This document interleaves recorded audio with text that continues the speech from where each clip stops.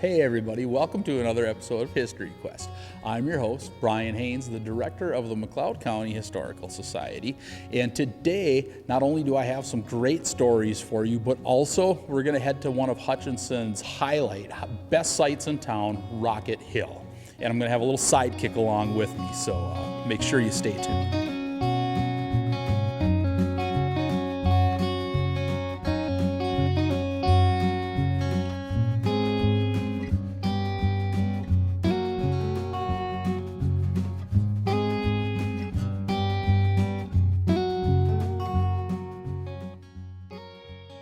Our first story is going to be a continuation from last month about Martin McLeod and his trek across the wintry landscape of Minnesota.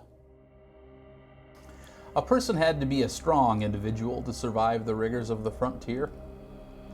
The elements were dangerous, and in many cases, people perished as a result.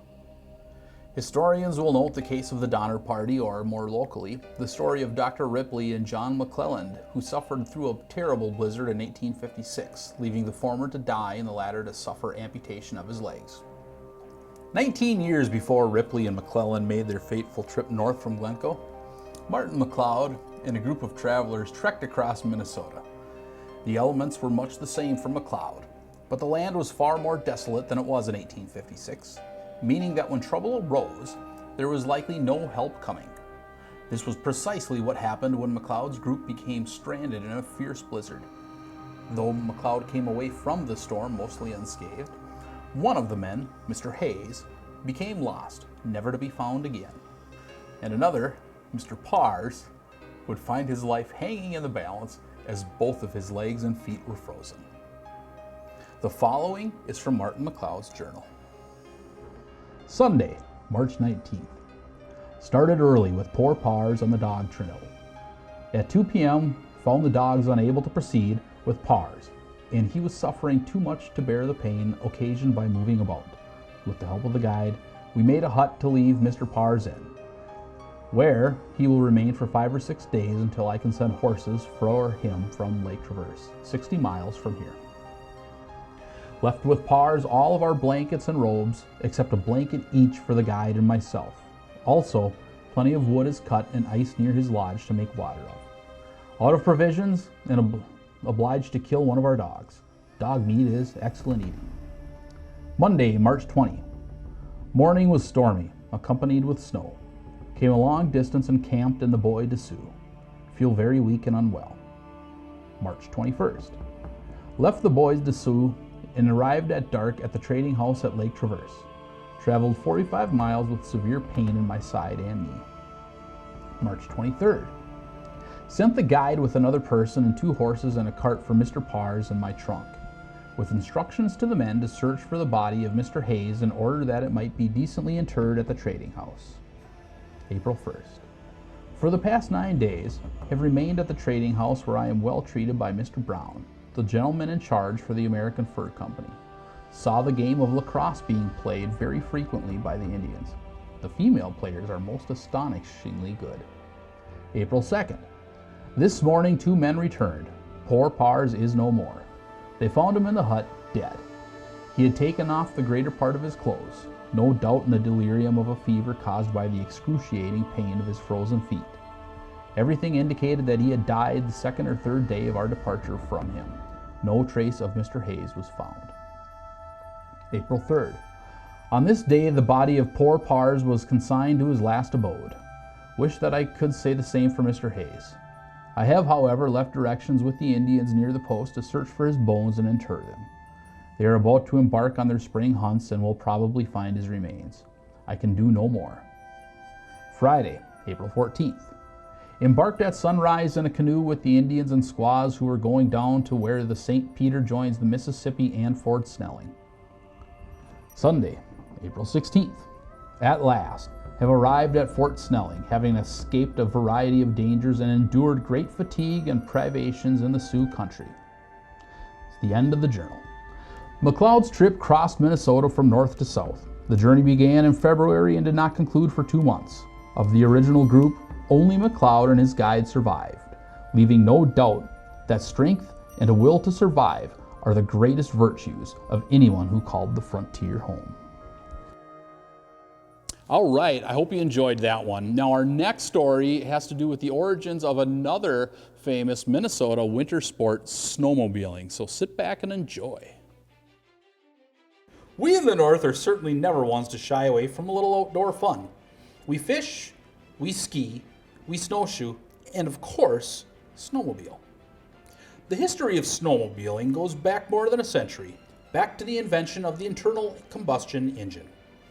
For centuries, surviving in a snowy climate meant finding a way to stay mobile, and people invented many devices that helped them do so. One such tool was the sled, or toboggan, that allowed people to carry cargo or people a great distance over the snow. With that in mind, it became inevitable that humans developed a way to motorize the sled. Some of the first snow machines came in conversion kits. Ford's Model T could be altered to allow operators a way to mount skis in the front and a track in the rear. In the 1920s, Joe Bombardier created a snow machine which consisted of an engine-driven propeller on the rear of a sleigh chassis. In the 1930s, he invented the B7, a snow machine that resembled a bus and that was capable of transporting up to 7 passengers. What we know as the modern snowmobile, however, was made possible by a man named Carl Ellison. As a youth, Ellison found himself with a handicap that kept him from enjoying the winter the way his friends could. His answer was to build a snow machine that would allow him to travel across the same trails as his friends did when they went to check their strap lines or hunt in the woods. He came up with the motor toboggan, a vehicle with a rear track and 2-cylinder engine mounted on a long sled. Soon after seeing the toboggan in action, others were asking him to build one for them. From the 1920s to the 1940s, he built handcrafted motor toboggans. Other makers began to catch on to the innovation, and the birth of the modern snowmobile began. Today's sleds have come a long way from their century-old counterparts. One thing that hasn't changed, however, is the sheer thrill you get when winding down a trail on top of a motorized sled, something nearly every Minnesotan has experienced at one point in time. For our next story, we're going to take a little look back in history at one of McLeod County's worst blizzards. We Minnesotans sure love a good blizzard, or at least telling people about them. I guess it's for good reason though, seeing as we've been through one or two of them. In fact, lifelong Minnesotans have seen so many blizzards that we like to rank recent storms with those of the past. We like to say, well, at least it's not as bad as that Halloween blizzard of '91, or my grandpa used to tell me about the Armistice Day storm. And of course there's the, hey, where did you get stuck during the Super Bowl blizzard? Those late season snowstorms are always the same. March arrives and gives us a glimmer of hope that spring is right around the corner. The days grow longer, the temps get warmer, and the snow melt reveals just a tiny little bit of grass here and there. Unfortunately, it's just Old Man Winter's idea of a bad joke, one that we fall for every single time. No one knows this better than the people who lived through the St. Patrick's Day blizzard of 1965. The winter of 1964-65 began cold and somewhat dry. A lack of precipitation as well as colder than average temperatures caused frost to creep deep into the soil. The first real winter storm didn't come until February of 1965, and it was followed by a string of warm days and a rainstorm that flooded ditches and other low areas.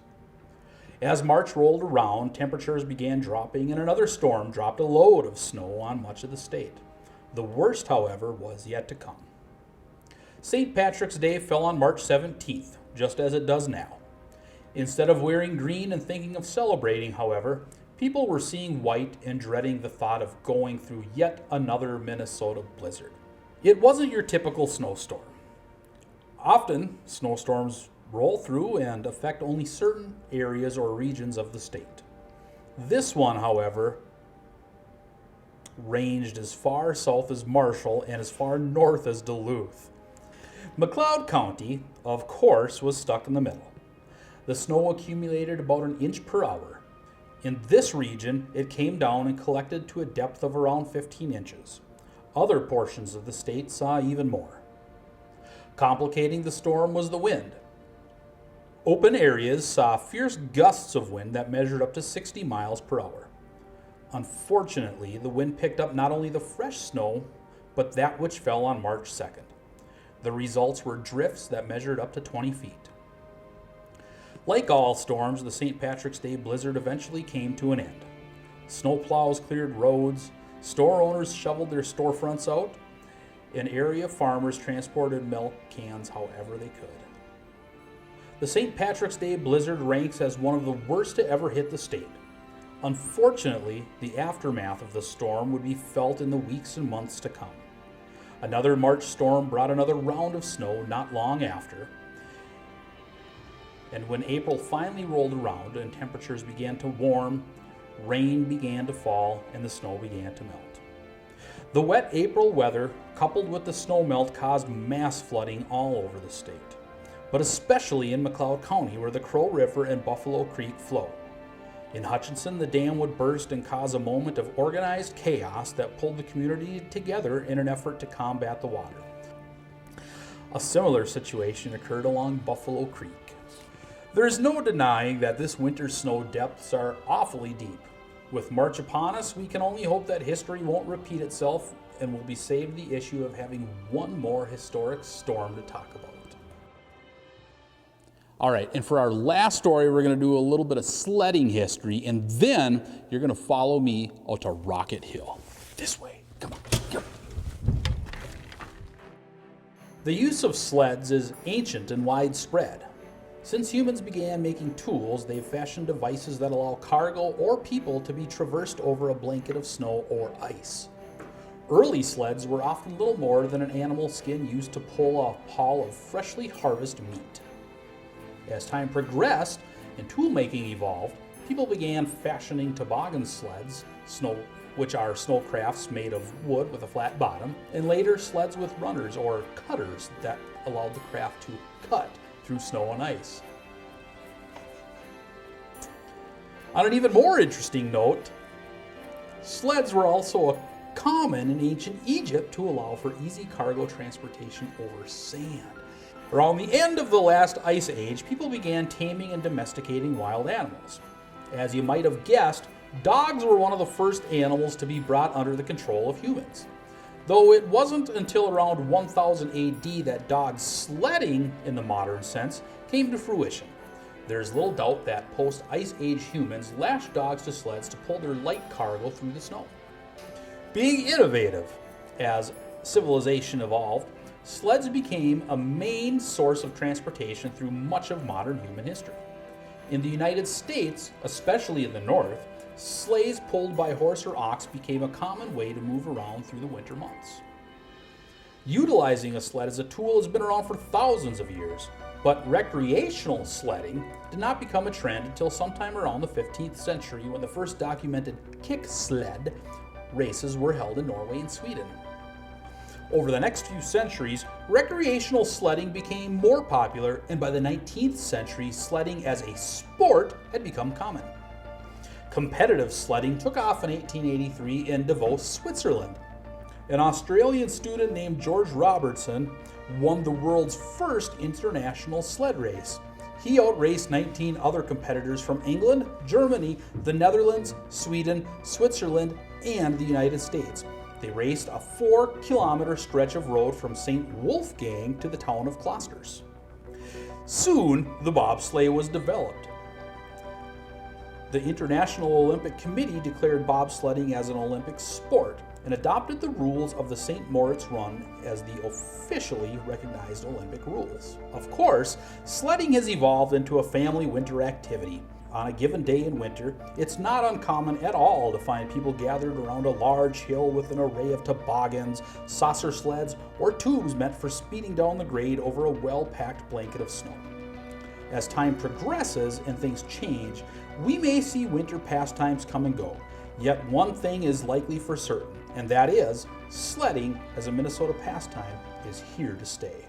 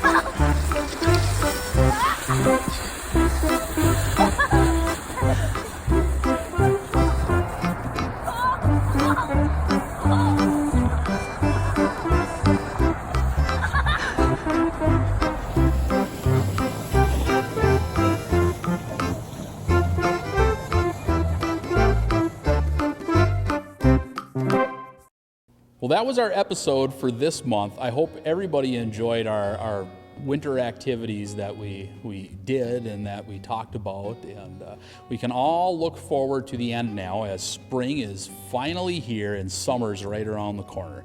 Speaking of which, we have a special treat for everybody for the summer and spring months of 2023. Rather than just going into the studio and reading a story or going to a site right here in McLeod County, we're actually going to spread out into the surrounding areas and go visit some other museums in the state, find out what they have and a little bit about their history too. So join us next month while we go visit one of our neighbors. All right, see you later, everyone.